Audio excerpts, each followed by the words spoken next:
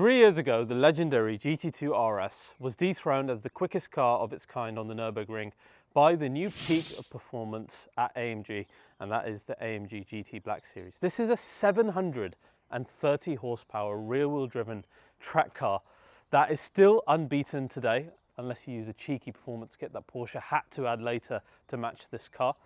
And it is the fastest AMG that you can buy without having to spend 3 million euros on something like the AMG 1 hypercar. And to this AMG fan's eyes, this is just a more aggressive looking car and a more AMG looking car than that one will ever be. And truly, it was an unlikely victor in that Nürburgring battle as well, coming from a brand that was never as good at track cars as Porsche have been.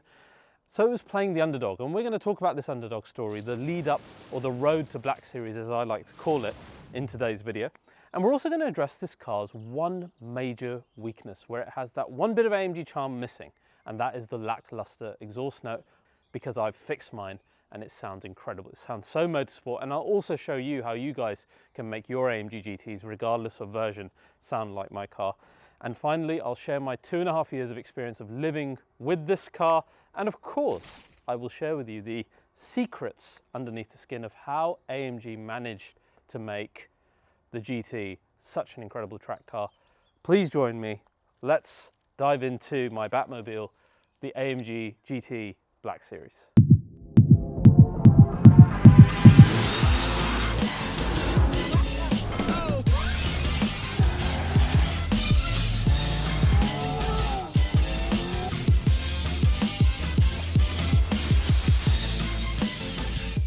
So guys, to truly appreciate just how far we've come along with the GT Black Series, we have to have a look at the road to Black Series, because it is quite a weird history to Black Series, and I really want to share it with you today.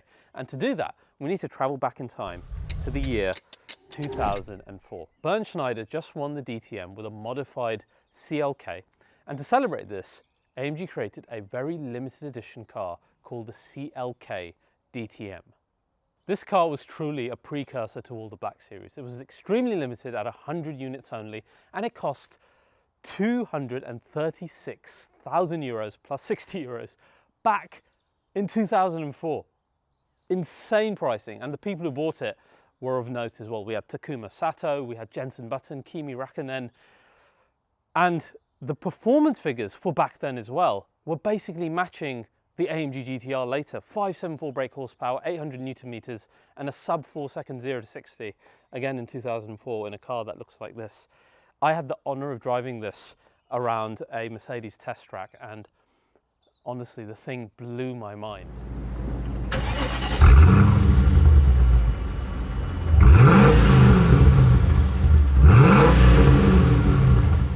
Shortly after this mental car in 2006, the first ever Black Series was made, and it's not that well known, this one. It was the CLK Black Series, and it got rid of the folding hardtop and instead had a fixed carbon fiber roof. We had transmission and steering oil coolers, we had additional aluminium struts and braces, we had more power. Something was afoot at AMG. These were things that we never had in their cars before. They were known for being like muscle cars, etc., good for straight line, but never a focus on better dynamism.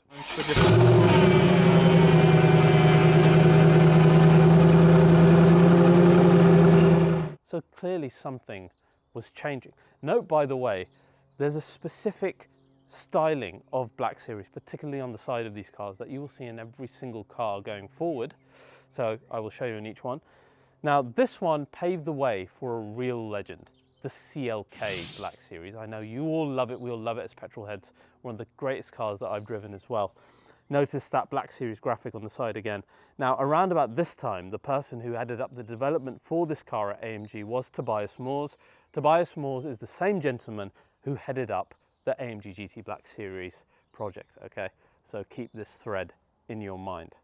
And again, as a trend, as you'll see, Tobias Moors never aiming low. His target for this was GT3. And that was a jaw-dropping moment back then, again from a company who never ever used to think that way, right? So what did they do to the CLK? They made it 3 inches wider all around. It is an incredibly wide, aggressive looking thing. I absolutely love the way that this car looks.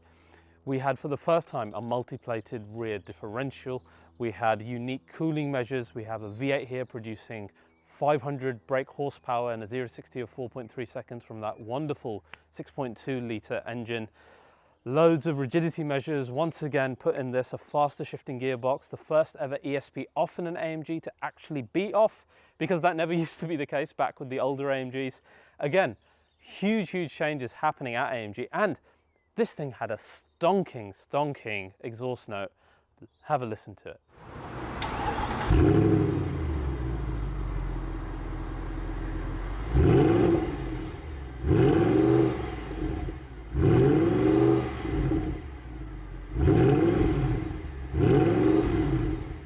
So, an AMG legend, no doubt. Did it ever quite reach the dynamic prowess of the GT3?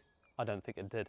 But looking back today as to which one is a more desirable purchase or a more left field one for a petrol head, one could argue that it is the CLK.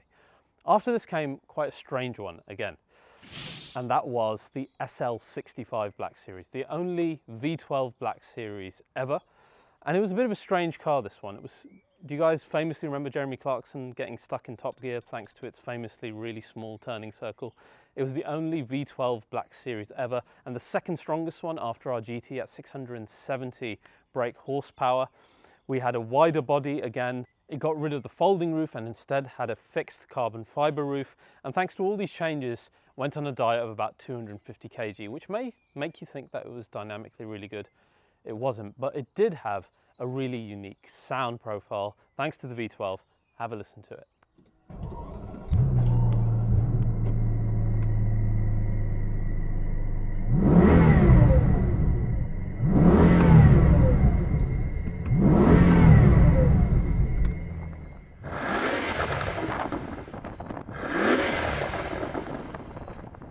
So really unique sound. Not as exciting, I would say, as the V8 Black Series in my opinion. And do notice again that Black Series graphic along the side of this car as well. But like I said, dynamically it just was not special. I drove it, I thought in the corners it's just no good. Top Gear said it was a uninvolving, really fast missile. I think it did more for emotions than it ever did for any type of dynamics. Then we come to what is arguably the best Black Series ever, and the most famous, the C63 Black Series. C204 based car, and it's just an absolute legend, isn't it? With that 6.2 litre naturally aspirated engine, building upon what AMG did with the CLK, but just making the car even better in every single regard. Again, the C63 as well with that Black Series side profile, as you can see, a big part of the car's DNA. In typical Black Series style, it had a wider body, so we're talking 4 centimeters wider on the front, a whole 8 centimeters on the rear, using an E-Class derived rear axle, a whole new limited slip differential in the rear as well. Track Pack gave you special coolers for that. We have, of course, the V8 now, but it's upgraded. It takes parts from the SLS, like its pistons, its conrods, its crankshaft, all to reduce the weight by 4 kg and to bring the revs up by 500. So this revs higher than any other C63. At 7,200 RPM, we had revised anti-roll bars, new coilover struts, so much done to make this car better. We had more engaged shifts with double declutching and all the things that customers from CLK Black Series wanted put into this car, and just a better soundtrack. Listen to this thing, it is wild.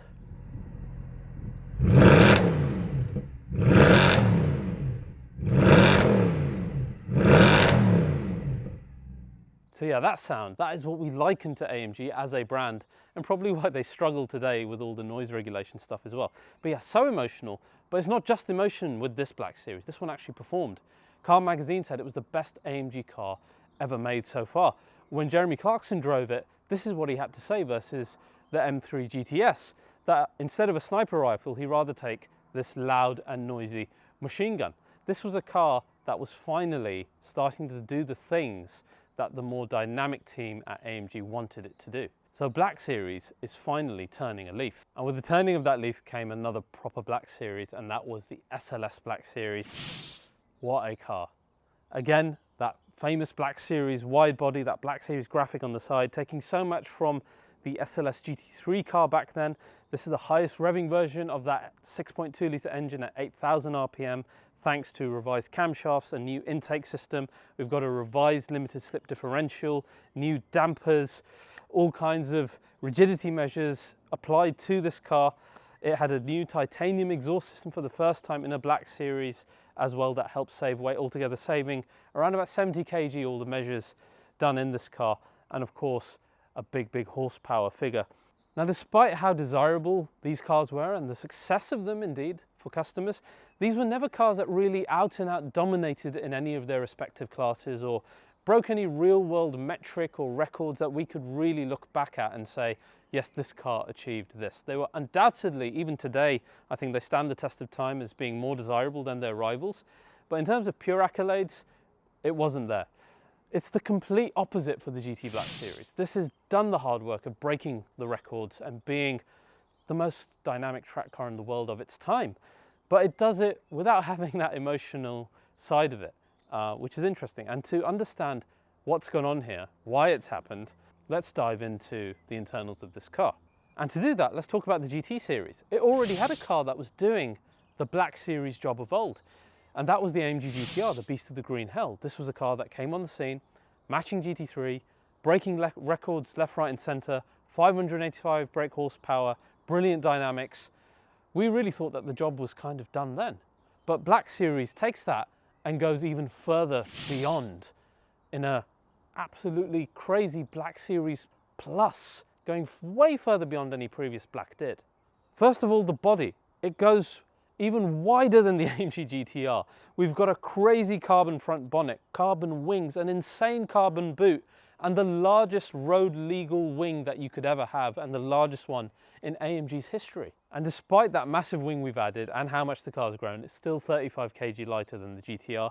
It takes its design inspiration from the GT3 Racer back then and the AMG Vision GT that Bruce Wayne drove in the Justice League. And speaking of Bruce Wayne, I mean, it just looks like a Batmobile in this spec, doesn't it? Again, that Black Series graphic on the side, you can see so clear, so obvious. And this is a graphic now that finds its way on the specially developed Michelin Cup 2R MO1 tyres. You can see the Black Series insignia on the side profile, which is so cool. Coming close, let's have a look around this car because there's so many cool things to show you, both technically and from a design point of view. So guys, there she is, and I just want you to behold the presence of this thing for a second as you walk up and around it. It is unlike any AMG we've ever had before. Literally is a Batmobile in this specification.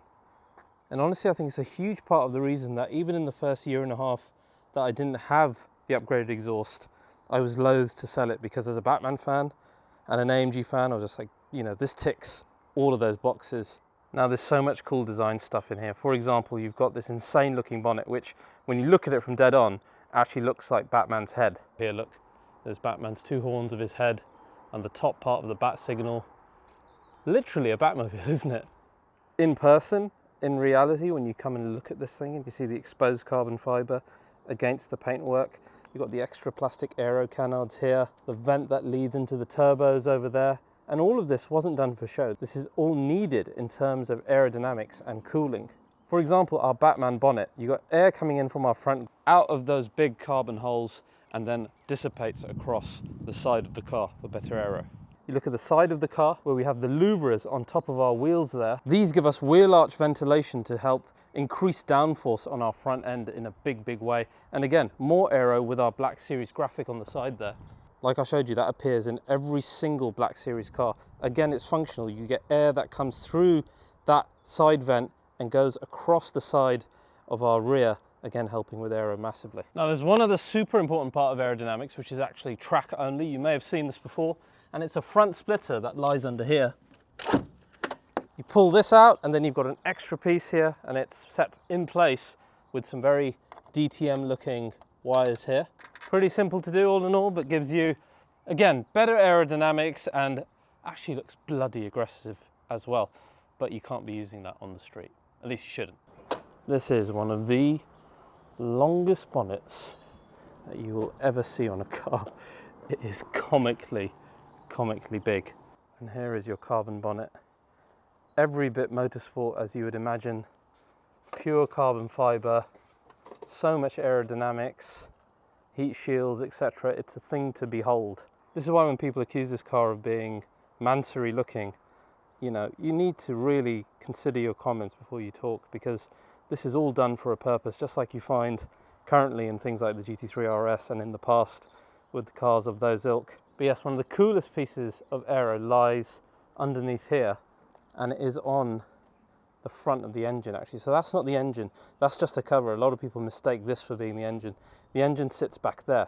This is just a cover, but on this you've got this amazing, what I call the shark fin aero, which again helps bring that air that we saw coming through. You can see through there, going through that vent, hitting through these and then into our turbos there, providing them the air that they so desperately need. But then it looks so awesome as well. That's the coolest looking GT cover that we have across the entire range. Black series always get black AMG hand-built plaques as opposed to the silver ones. Ever since our C63 generation started that, and that's continued here, and it's a nice little thing for Black Series owners. So, and again, that front, that quarter of the car, it almost looks like a caricature of a normal GT. It's so aggressive, it's just gorgeous. There are some subtle differences to your standard AMGs. For example, you've got these lovely brushed, it's almost like a warm brushed aluminium. It's not a normal silver with the red around it, and this is different to all other AMGs, and it's a nice little touch. Versus the standard GT, you've got these massive carbon side sills here, which again help with aerodynamics, and they look really good. A little less obvious on my car because of the spec. That was all done on purpose. And the wheels mimic the previous Black Series cars in their design, but the actual size of these wheels, exactly the same as you would find on the GTR, so no further development was needed there. Then you come to the rear, and the whole thing just looks crazy. We've actually got much better aero underneath the car, where the whole thing's closed off, and I'm sure you guys can see these like rubber aero canards at the bottom. These all help with aerodynamics, and actually these are the only parts that I've ever had hit the ground while I'm going over certain speed bumps and stuff. But all of this is part of the aero, closing off that lower end to make the car that much more aerodynamic, and these aero flicks helping again. Inside the car is fairly standard AMG GT facelift in terms of its structure, but there are some big differences. For example, the door card here is completely stripped back. It's literally, there's nothing in here. It's just a cloth pulley, some old Mercedes buttons, no storage, and a nice like Black Series graphic within the microfiber Dynamica. But that's it, there's nothing else there. The car normally comes standard with the track bucket seats, but I went with the AMG Performance seats, which are electrically operated, because for me it just made for a much more comfortable seat. I didn't like the track bucket seats when I was in the GTR, always caused me back pain, and these look so much better, and you get this unique Black Series line that goes through the middle. No other cars had that at AMG, and it looks really nice. And again, no roll cage, because we have much more space now in the boot. Then of course you've got this gigantic wing. It's the biggest AMG I've ever made. It's the largest that you can legally have on the road, and it's part mechanical, so you can actually adjust these here to give you more of an angle and greater downforce. And you have the movable element here, which moves by 20 degrees. Now at 155 miles per hour, that provides 400 kg of downforce. If you think that's impressive, at VMAX, 800 kg.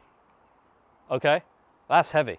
And you'd think that that would collapse the boot under the pressure, right? And it actually would, genuinely. So what AMG had to do, they had to put literal pillars in the boot, right, to support the fact that you would have 800 kg of downforce on here.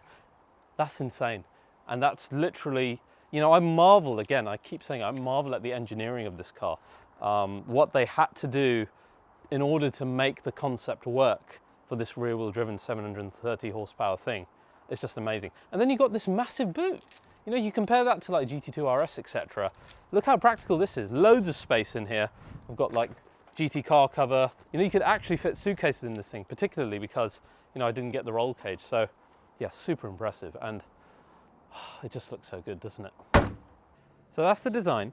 Now, technically speaking, the biggest difference between this and the other GTs lies with the power plant. Though it's still the M178, this is M178BS or Black Series. And the big difference in this engine is, instead of using the cross-plane crank of the other GTs, this uses a flat plane crank. What am I on about?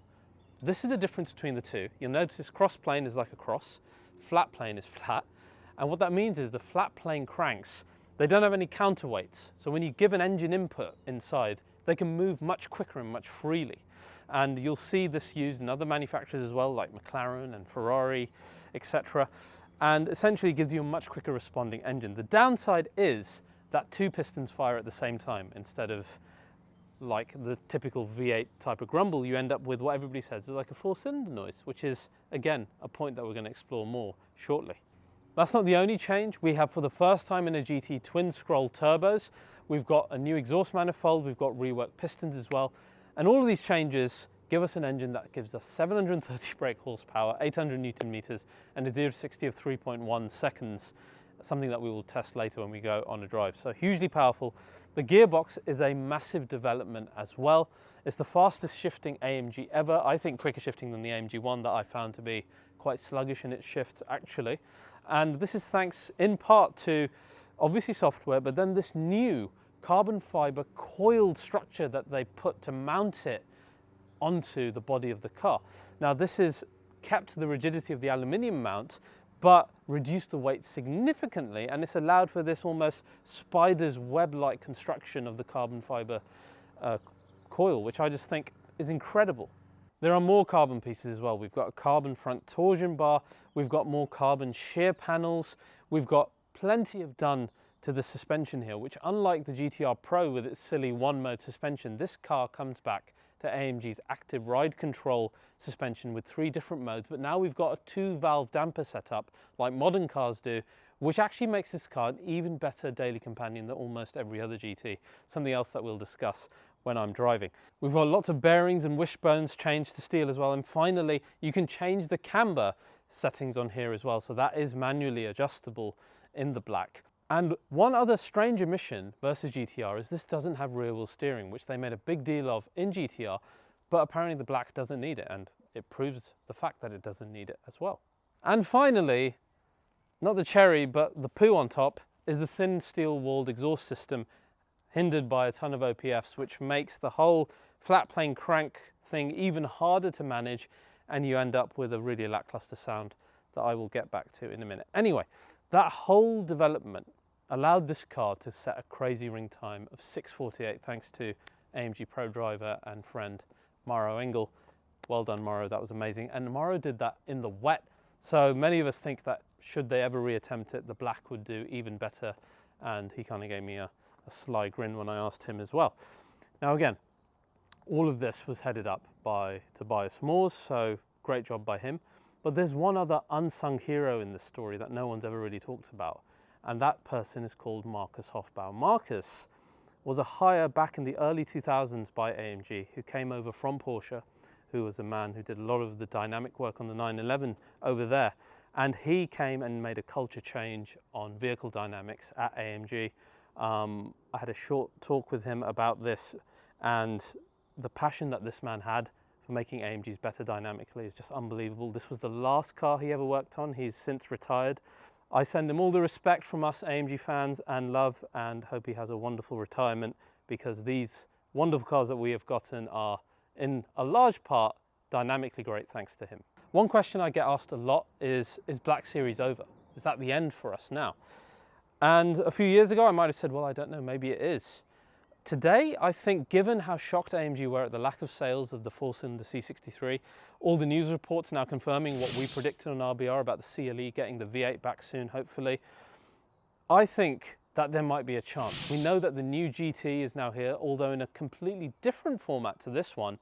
We've already seen it now being tested in a whole new version, not hybrid, with a more aggressive front end, which is signaling a more dynamic, power-focused car. They could go Black Series with this. Plus, Mercedes have this new brand of ultra-rare cars called the Mythos brand. They've just shown us this SL Pure Speed concept. I hope Black Series doesn't come under Mythos, because that will mean it's a £500,000 to £1 million to £2 million car series, which would defeat the purpose of what these are meant to be, which is a Porsche GT competitor, not some kind of elite Bill Gates, Elon Musk collector's car, right? So I hope they don't do that. I still think Black Series is very possible. I know internally they're super passionate about making these cars still. Hopefully they get the green light, and hopefully we get to see more of these crazy cars doing what they do best. So the king of the ring, the Batmobile of AMGs, possibly the peak of track AMGs for the rest of time, thanks to the way that regulations are going. Hell of a car, but it sounds like crap. And that is what overshadows the entire thing with this car. You talk to any petrol head, yeah, great car, but it sounds like an A45 or a strained Golf. And you can't really do much to argue with that. Have a listen to what it sounds like stock.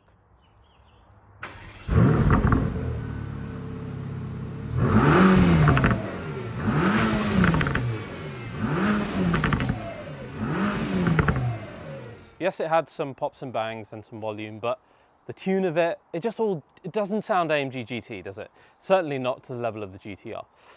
And it only gets worse when you drive it, because at least when you're revving it, you get pops and bangs. When you drive it, particularly in low speeds, well, have a listen of something that I filmed about a year ago. So guys, having owned all these AMG GTs, one of the key things about the GT family in general is that when you drive them slow, you don't need to drive them crazy to get really nice sound out of the engine, because that V8 is a pure AMG V8, sounds the dog's bollocks in every single variation, be it all the 2 doors or the 4 door. This car is not like that, okay? So there's a typical kind of acceleration run, 30 miles an hour onwards. In comfort mode, and in the other GTs, it'd be so much more exciting. Where the normal GTs, you're drawn to drive them every day because they're even exciting when you're doing mundane things. With this car, I've only done 2,300 miles currently in this car in almost 2 years, okay? That for me is not normal. By this point in my GTS, I'd already done over 10,000. In my AMG GTR, I'd done almost 8,000. So I'm not being drawn to the car. I'm at motorway speeds at the moment, and in the GTS or the GTR, you get a really strong rumble, even going at 70 miles per hour.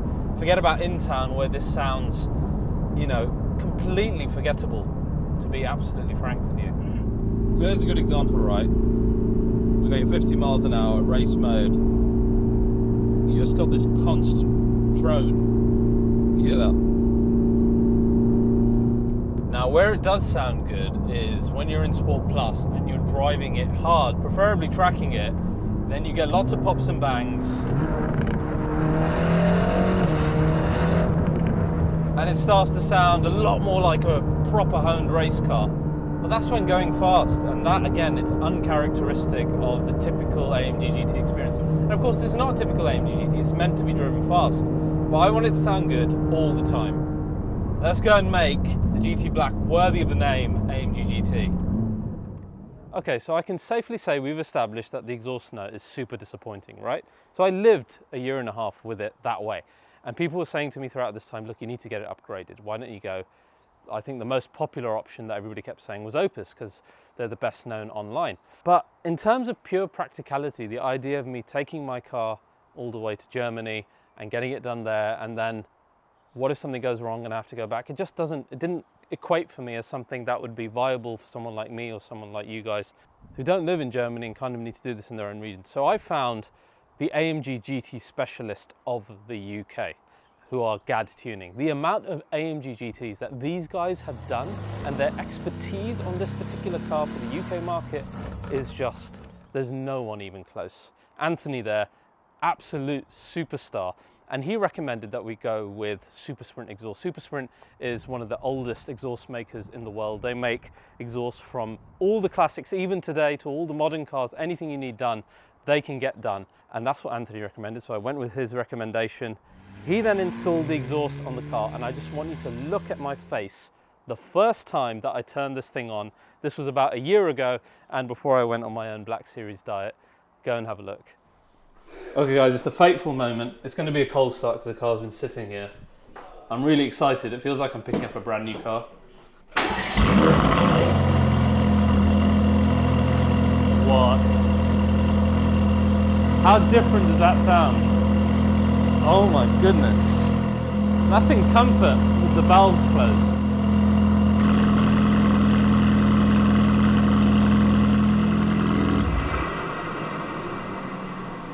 Give this man a hug. How much better is that? Holy shit. So that was exactly my reaction when we first fired it up. That's a whole different car. So there was one super happy Raz, and why not? Anthony's done a fantastic job. He even tried a tune of this car where he managed to get it up to 830 brake horsepower just thanks to that exhaust system change. I, however, have kept the car exactly as stock because that's how I want to test it for you guys on the channel. So it should be like to every other car that we've tested. But yeah, what a different exhaust sound. Now, let me actually show you the sound properly. I'm going to sit in it. Let's have a listen to all of these different modes together. We're going to start with the AMG Emotion Start, which is when you hold the paddle and you get the louder start sound, just like we did in the stock car. Let's do that first. You can see the massive difference.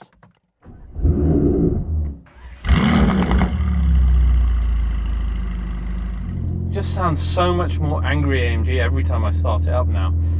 Now, here's the car, comfort mode. Exhaust is off, as you can see here. Now watch when I tap the exhaust button.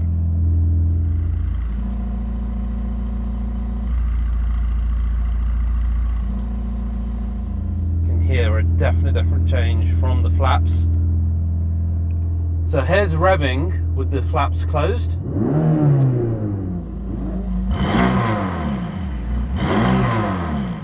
Very motorsport. Let's go into sport mode and open the flaps.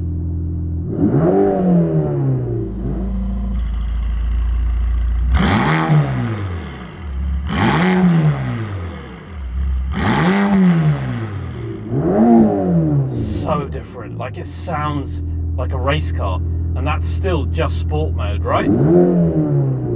Then we go into Sport Plus, which by the way is basically the same as race.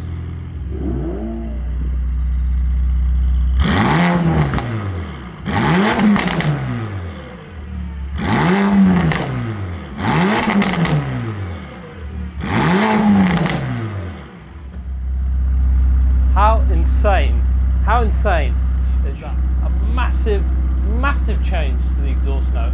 I don't know how well it's going to come up on microphones. Standing still is too loud. Like, it's just ridiculous.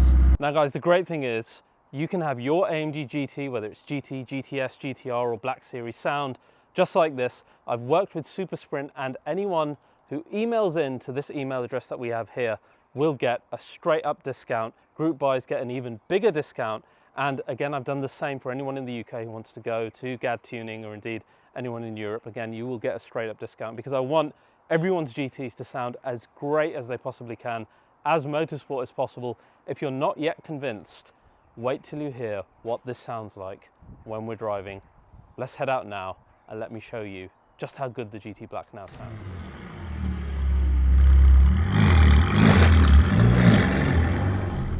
Now guys, the worst thing about the Black Series in its stock form was driving around at normal speeds. Now we're in comfort with the exhaust on, and the car's got that distinct AMG GTS, GTR gargle back. It does this thing when you tap the accelerator pedal.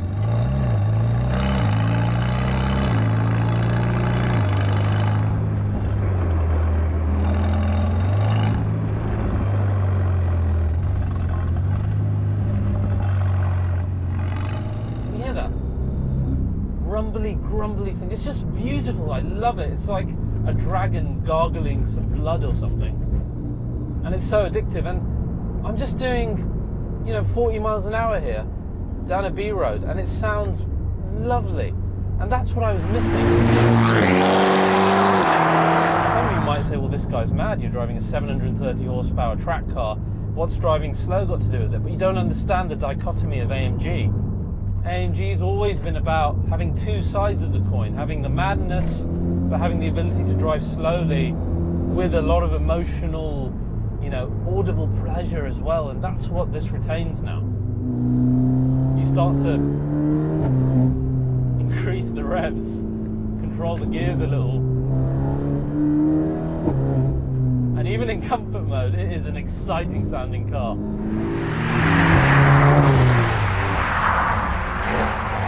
Let's give you a few passes in comfort so you get what I'm saying.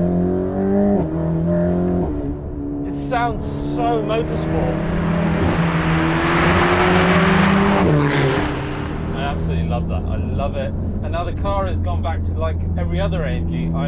I love using comfort with the exhaust on, and it was never the case before. Like, I hated it. Now let's go up a mode into sport. Sport is a mode I never normally use in AMGs. categories. I either go to Comfort or I go to Sport Plus and race. Sport has always been the least used for me. But with this exhaust system, it's got its own character. It's just a little bit more aggressive than Comfort, particularly on gear shifts. And you don't have the overtly crazy pops and bangs of Sport Plus that can sometimes be too much. So let me show you now what Sport is like. Let's drop a few gears. It does this like shotgun as soon as I shift up.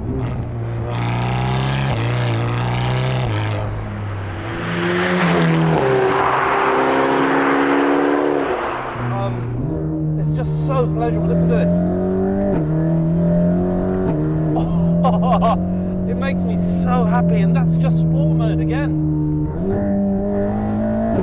Oh, what a car, what an engine, what a gearbox, what an exhaust system. Really, that system has transformed this car. I can't recommend it to owners, not just Black Series owners. I think GTR, GTS owners will really benefit from this as well. Sport mode is probably my favorite mode to drive in this car, because it has a really good mix of both not going too crazy but having the nice gear changes. And then the fireworks, we go into Sport Plus, and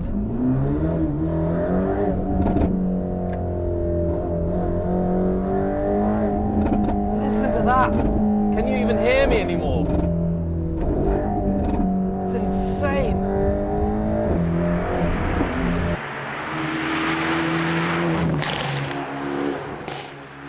It is ridiculously, I mean, it's GTR level, maybe beyond GTR. You don't even necessarily need to like go crazy with the paddle shifting, just coming off the throttle.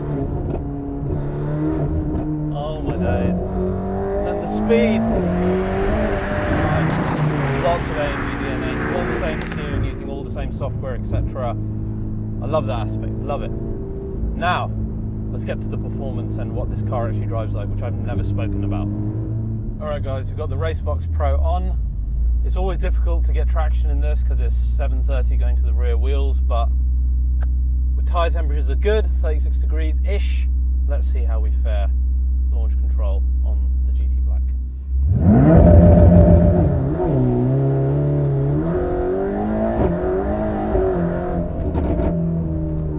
Always struggled on the traction.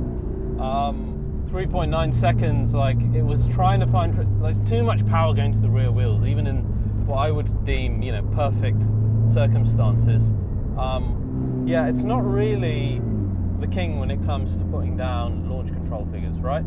Off the line, it's just very, very difficult. And you have to understand what a massive difference there is between the engine layout and configuration of something like this versus a 911 where you have the engine literally on the rear, and because most of that weight is there, it's easier to get a much better and consistent offline time. I don't know where AMG are getting this time at 3.1 from.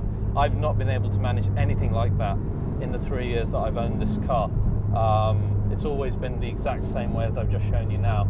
So that is simply fact. Once you are rolling on your wheels and then you put down speed, there is nothing I've ever driven that's going to catch up to this, okay? The speed is insane. It's just the offline speed, off the line speed rather, where like if you had a new AMG GT, 2.8, 2.9 seconds, it would smoke you, right? Most cars these days would smoke this off the line. But of course, this is not a car that's about offline speed, right? This is a car that's about setting lap times. So once you're off that line, the speed that it gives you, my goodness, so responsive. I'm sure you guys are noting the gear changes already, just how fast they are. Lightning fast. You know what, PDK? This is right up there with Porsche's best. Lightning gear changes. Insane speed. Like, it's too fast for the road. It is genuinely scary driving this thing, right? Let's talk about the engine. Flat plane crank, super responsive. You guys can see, I'm going to come out of actually Sport Plus because it's too distracting. In Sport, every input, it's instant power, instant revs. And This is why AMG said, look, we'll negate the emotional side. Let's give owners literal motorsport engine responses, and they have. In terms of being the most responsive engine they've ever had, it is unmatchable. Then you pair that to how ridiculously fast the gear changes are paired to this engine, and you've got literally a motorsport experience at your fingertips. When I drove the AMG 1 and you had the clunky gear shifts of that drivetrain versus this, it's like night and day. I mean, it's unbelievable. You even breathe near the paddle, you even bring your fingers near it, and it'll just shift. Just immediately, it's so fast shifting. I love the gearbox. They need to roll this out to everything. It's just motorsport in your hands. I love it. I love it. And then we come to handling. And that's where this car is overqualified for anything you'll ever throw at it. Any speed of entry into a corner, pretty much, that I've given it. Any input coming out of a corner, and it's more than up for the task. It is absolutely on the level of the best track cars. The steering is so precise. You just don't get steering like this in modern cars anymore. This is not your typical electronic variable ratio rack like most cars like the 911 etc. will have. No, this one is old school. This is a hydraulic steering rack. This is what all the journalists are always moaning about in their reviews, that new electronic racks are always a bit numb and they don't have that great direct feeling of a hydraulic rack. And the previous AMG GT series was one of the few modern cars that maintained it, and it's so much better off because of it. It's one of the last reminders of just how good steering can be when it's analog. One final point on handling, as great as the AMG GT and the GTS and the GTR are, they were all, you know, just levels close to each other. When you drive the Black, it is on a different level. And a lot of people say, oh, just get a GTR. The GTR is great, and don't get me wrong, it's better for daily use. You'll be able to put down more power, but this does genuinely sit far away from it as a different driving experience, as a faster, more cerebral, more like a scalpel, which is exactly what Black Series never was. Now, I mentioned a couple of times how this is actually a deceitfully good daily car. You look at it and you think it's going to be as bad as the GT2 RS was, and it was really bad. The GT2 RS hated living on normal roads. It wanted to be driven fast, and the GTR Pro with its single suspension option was the same. And it was probably the biggest reason that I fell out of love with that car, because so much of the GT experience is being able to Grand Tour it normally when you need to as well.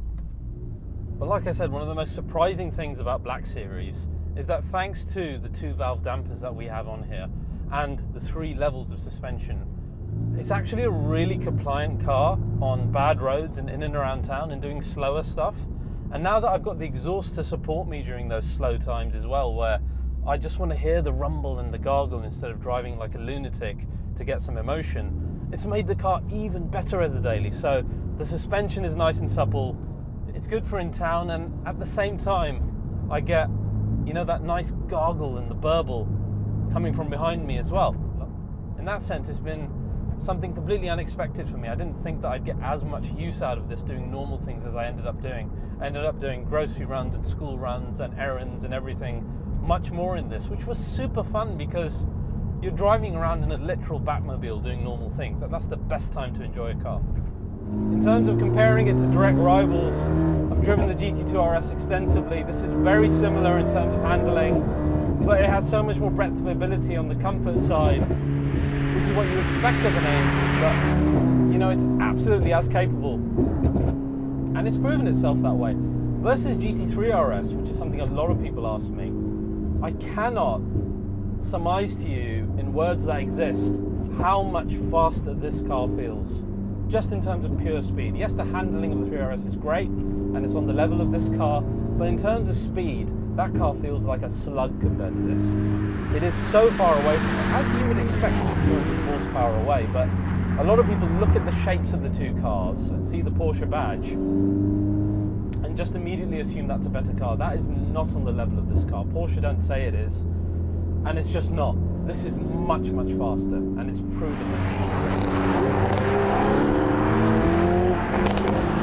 It is, for me, the best handling car that I've ever driven. The steering, the body control, it doesn't need the rear wheel steer the GT-R had.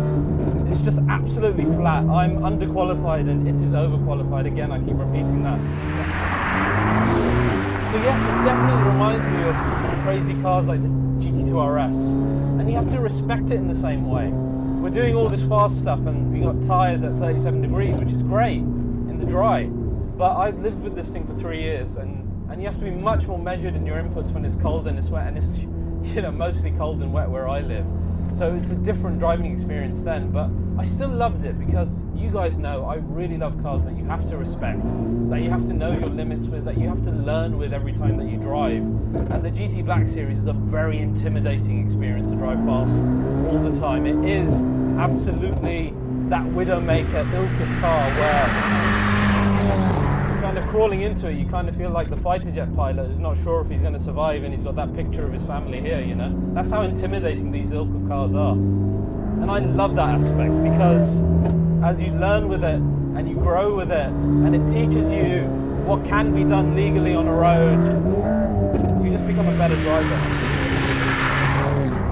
So guys, as we settle back into my favourite mode of sport with exhaust on, the car is finally perfected thanks to this better exhaust system. It was an incredible car before, but it was just missing that cherry on top, and now it has it. And now as a whole package, this is an unbelievable car by AMG. I think when they were developing it, they knew that they were entering a new era, an era that may well not let them make another car like this. So they threw the kitchen sink at it, and they achieved the best that they could achieve, I think.